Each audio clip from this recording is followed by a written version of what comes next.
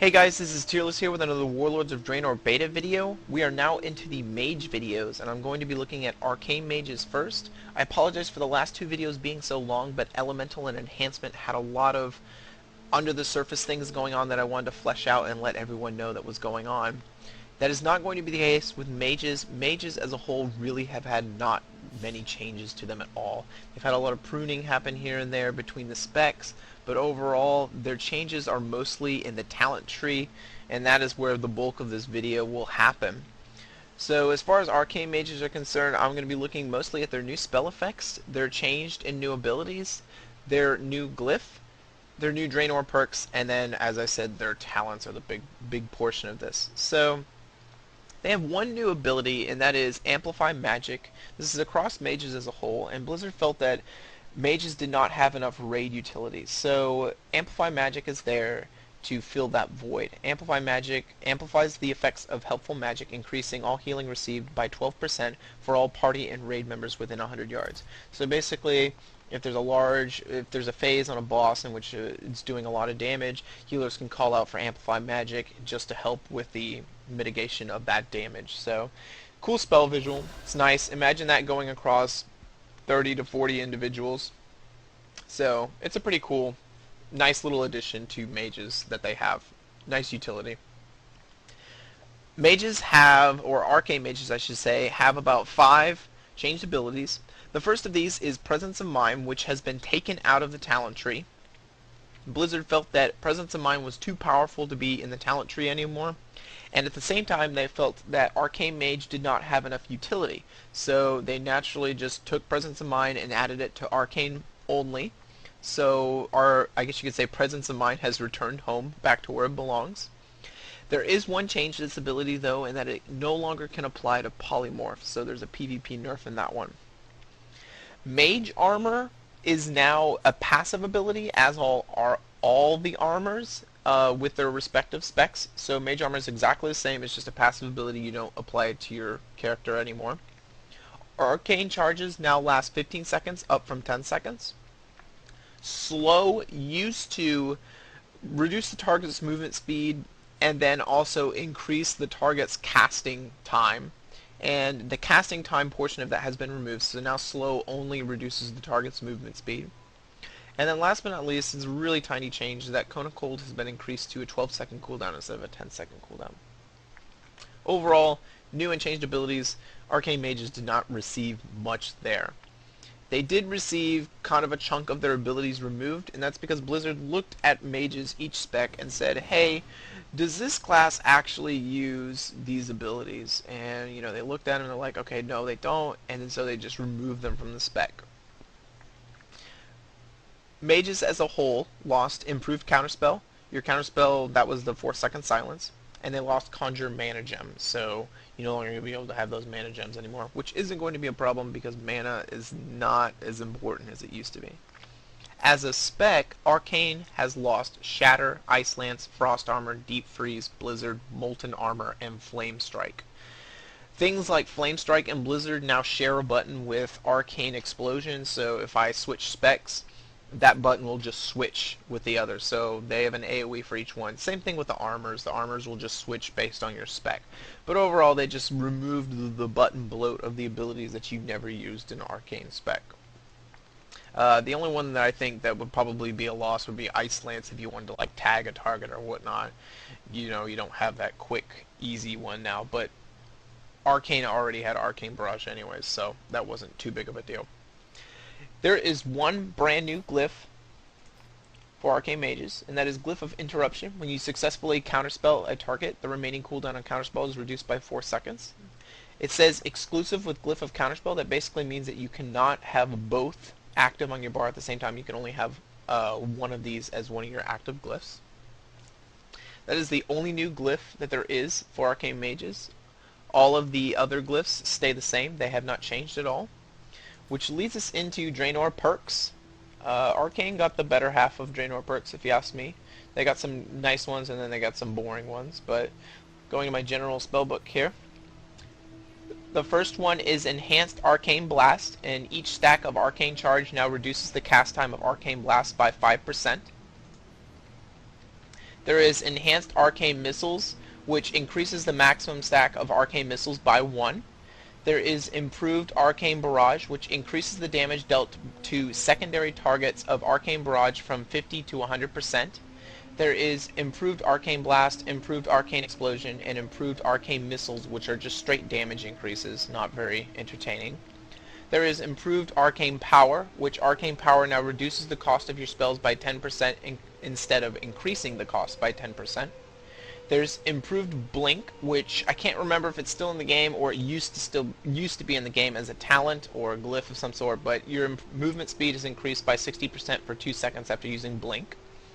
And then last but not least, there's improved evocation, which reduces the cooldown of evocation by 30 seconds, making it 1.5 second cast time.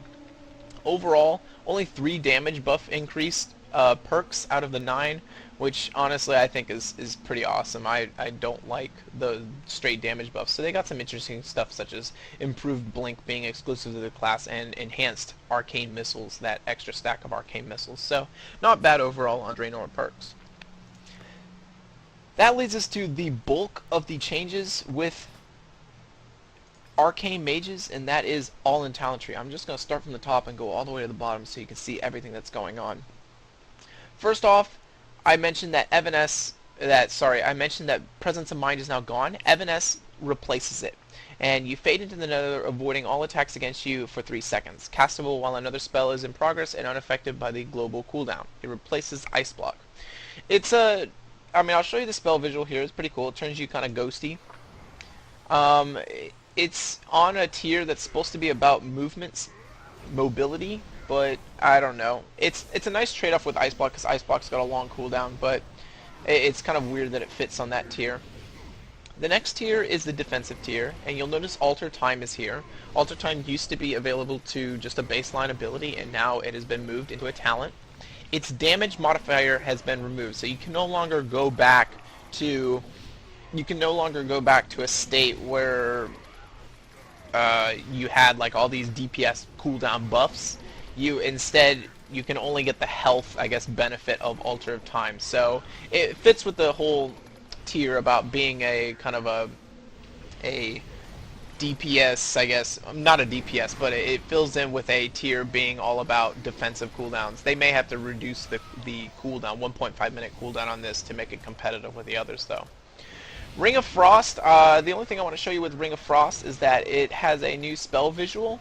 There's a new spell visual for Frozen Talents as a whole, and I'll show it to you right here. Gonna click it here, and you'll see the new Frozen animation that they have here. So that's a nice new spell visual that they've added into the game. There is one thing I need to say about Ice Ward.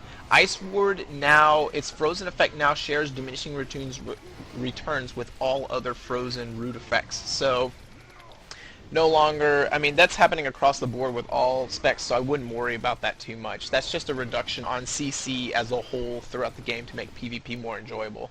Trust me, it's gonna be way better than what it is on live. The 60 tier has been pretty much virtually unchanged, which leads us to the level 75 tier. This used to be the bomb tier, but now you can see Nether Tempest is the only one here. All the bombs have been merged into that first talent, and it is now the kind of AoE tier.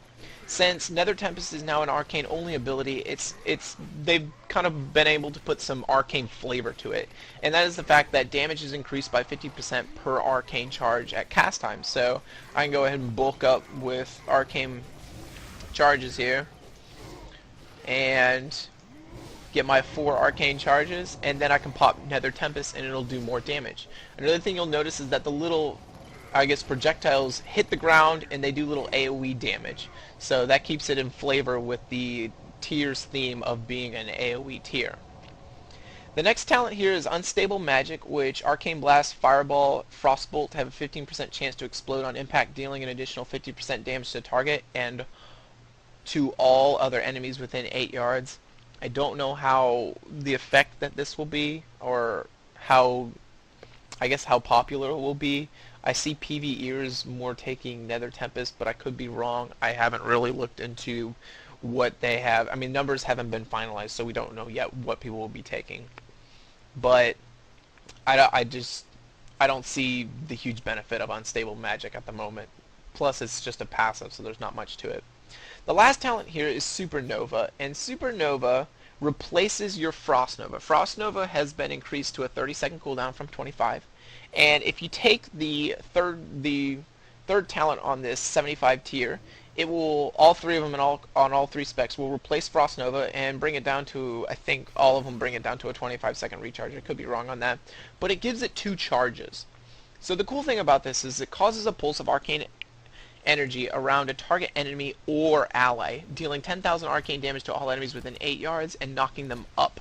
A primary enemy target will take 100% increased damage, maxed 2 charges. So the cool thing about that is the fact that you can use it on an ally. So just imagine, you know, a healer's under some extreme pressure in an RPG. You can hit them with a supernova and have them all knocked up in the air and give your, you know, players some relief. You know, just we can use his boomkin right here. You can see the explosion around him. It's pretty nice. Nice spell visual to go with it. I'll use it again. You can see it right here. So it's not a bad spell visual. I honestly see most PvPers taking this one just because of its usage in helping out, you know, its utility usage in helping out your healer and so forth. The level 90 tier used to be a tier all about mana regeneration, and since mana regeneration has basically been taken out of the game, it's been repurposed. It's now a DPS cooldown tier.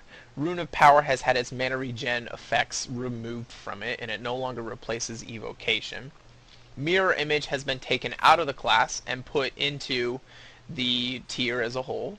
And then Incanter's Flow, which replaces Incanter's Ward, which was that shield, is magical energy flows through you while in combat, building up to 25% increased damage and then diminishing down to 5% increased damage, cycling every 10 seconds.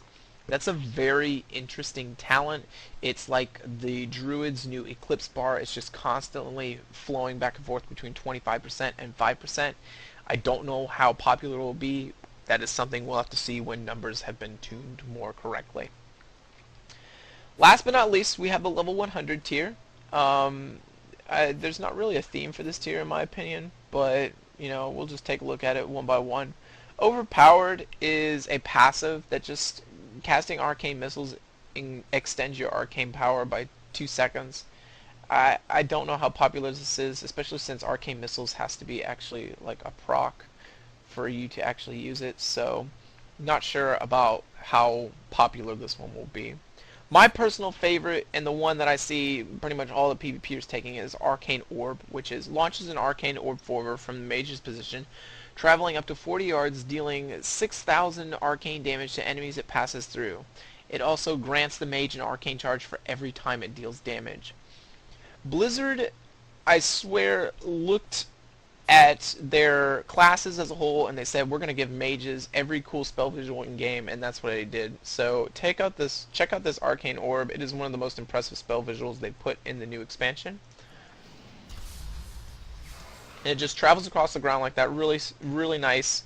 And since I hit 5 targets, I have 4 arcane charges, so I can go ahead and use my Arcane Barrage. And just so you know, the 2 little tiny ones you saw there were multi-strikes. But it's not a bad ability, you know, especially for building up your arcane charges really quickly, and then you can burst again immediately after. So I see that one being taken more than the others just because the other 2 are so underwhelming. The other one here is Prismatic Crystal. And Prismatic Crystal is basically conjures a Prismatic Crystal at the target location, which is attackable by only the mage and takes 30% additional damage.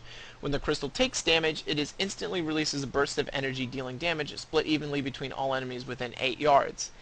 This is okay. The problem is that it's static. It's in one place only. I'm going to cast it here, and if they don't stay there, then I'm out of luck. So you cast it, it automatically targets it, and then it starts to do damage.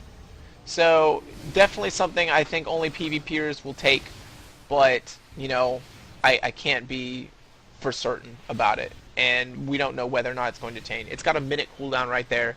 I just don't see PvPers taking it. PvEers may take it if it does enough damage. So that's the entirety of the Arcane Mage class. Most of the changes are all into the talent section. I mean, almost everything that has been changed with mages has been in the talent section. So I overall feel they're kind of in a good place. Arcane mages in terms of PvP are going to feel better because they were more of a turret class, kind of like Shadow Priests, and all the other classes were brought down to their level. So they're automatically going to feel buffed just for the sheer fact that everyone else was brought down to their level. Otherwise, I think that's everything about Arcane Mages. My next video is going to be on Fire Mages. Until then, I will see you guys later. Tierlis out.